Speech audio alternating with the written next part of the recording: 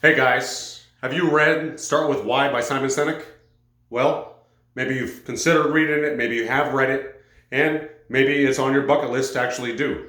So today I'm going to cover about 10 topics of my review, my feelings, and my thoughts on the book Start With Why by Simon Sinek. It is one of the books that I just finished reading before the previous one I started right now. And my goal is to have a routine, start reviewing the books as I read them, to go about, I believe, to provide people with value and insight and maybe to why they want to actually go through and read things. But with that being said, thank you for taking the time and listening. But let's start with, it is really point number one. Start With Why is broken down into an orderly fashion, and it naturally progresses through the way of the thinking of explaining the why is important, and the what and the how, and it breaks it down in an orderly fashion. For me, it was easy to understand. It did have a couple of diagrams that helped me visually understand it. A lot of people are visual learners, and that was a great element as well. Point number two, it takes you to the root of why is important. Because so many people focus, and people, corporations, jobs, industries focus on what they do or how they do it. They kind of have forgotten about the why.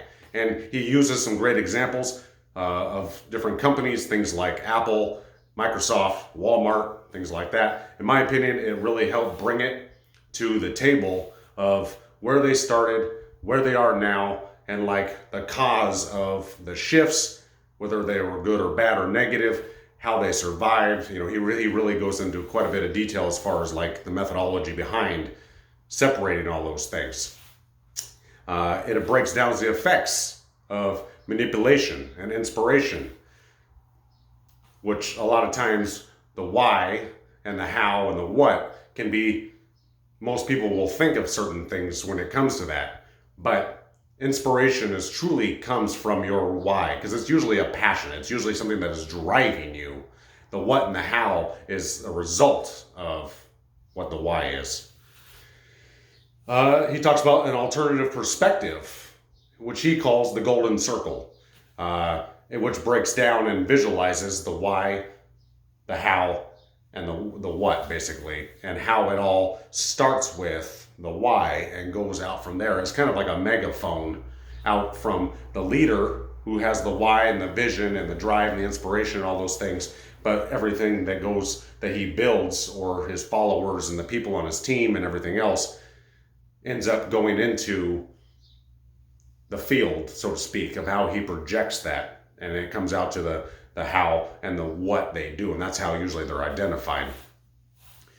The why is at the core of who we are, because we all want to be part of a bigger cause. We all have a purpose, whether it be something as simple as going to work. Why? Well, we need to pay our bills. We need to support our family.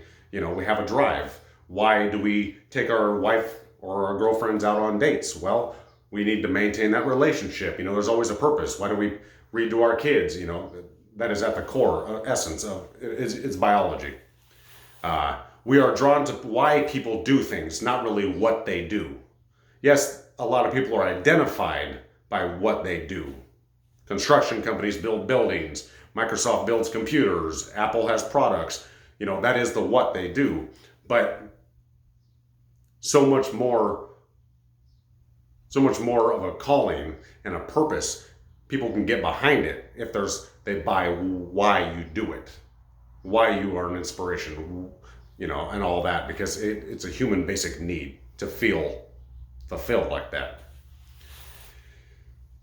If your why is not present, it is harder to make a decision. He talks in there about running everything through your why filter. Why are you going to do something? For me, I translate that as living intentionally. If I want to do something, but I don't know why I'm doing it, I have a harder time getting behind it. Whether I agree or don't agree with it, you know, it's like, why am I going on a hike? or why would I go on a motorcycle ride, or why would I go play tennis or go to the beach, or maybe we all have a different reason why. But if we run it through the why filter, it's a lot easier to justify it, because if it really doesn't serve us, like, we're kind of not living with intention. At least that's the way I interpret it. Be clear on why you were doing something. I kind of just mentioned that, I think, and led into it. But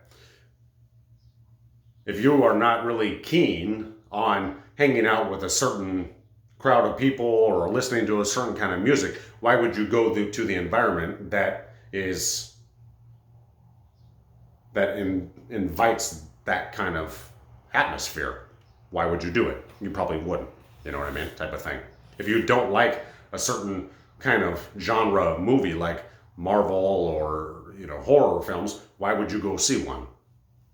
Run through your why filter. Well, you wouldn't have a purpose to do it.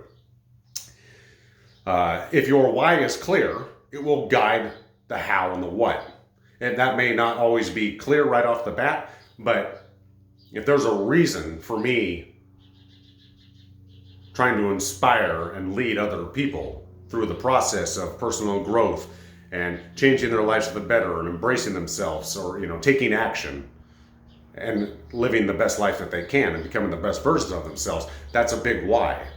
Sometimes the why, the what, and the how is not necessarily as clear, but it will always show itself to you in the way, whether it be situations, opportunities, people, resources, things like that. And then it's important to go through the process of getting clear on how those things work. And yes, it is trial and error, but the how and the what will always come after the why, whether we actually realize it or not.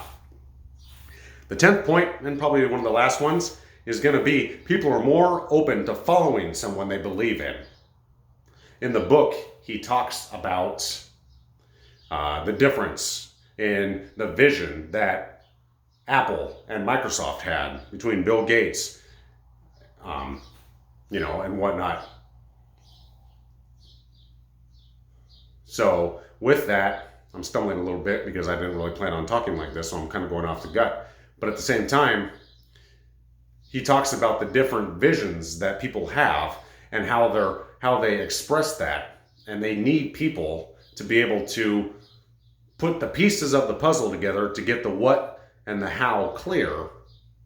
But a great leader is able to translate his vision effectively. And if he can't translate his vision effectively and people don't understand exactly what it is or why he's doing it, it will leave some sort of discontent and confusion in the process.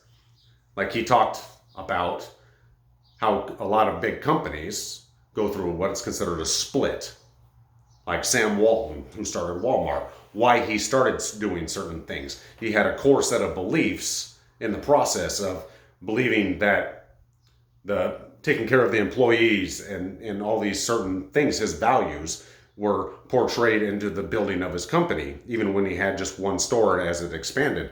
But in the process of his passing and dying, and the company being passed down and the hierarchy change, his why was not effectively communicated. And in the process, it became more about what Walmart does instead of why they do it. Why started with taking care of the employees, putting development and employees before profits as one of their core beliefs. Tony Hsieh talks about that in his book, Delivering Happiness, when he started Zappos.com, the online shoe retailer, who has since expanded and is now owned by Amazon and yada yada. But at the same time, their why is still very, very strong. And the culture is there because it was communicated effectively. So these things are very important to take. And every big company, or every company to a degree, if it grows and expands enough, will go through a split. Whether or not it actually survives a split and how it is affected is a different story. So overall, in conclusion, I think that I got a great deal of learnings from Start With Why. I've always felt personally why I do certain things, but this really helped break it down and actually really get my why clear and understand how I can communicate that to other people. Because for a period of time, I believe in my own personal growth, and maybe some of you have experienced the same thing, that it's more or less we try to communicate what we do or how we do it. I'm a coach, I'm a therapist, I use this method, I use this method, I use this method. When really, at the core of it, why are we doing it? And the what and the how is kind of irrelevant because most people just want results. So I believe that by portraying our why effectively and learning how to do that, people will then buy into why you are doing what you do. And if it doesn't resonate with them, which it won't resonate with everybody, but it will resonate with the right people, then you will find the people that are supposed to be drawn to you. So in conclusion, I highly recommend this book, and please leave a comment, like, subscribe, or share if you feel the need. Thank you.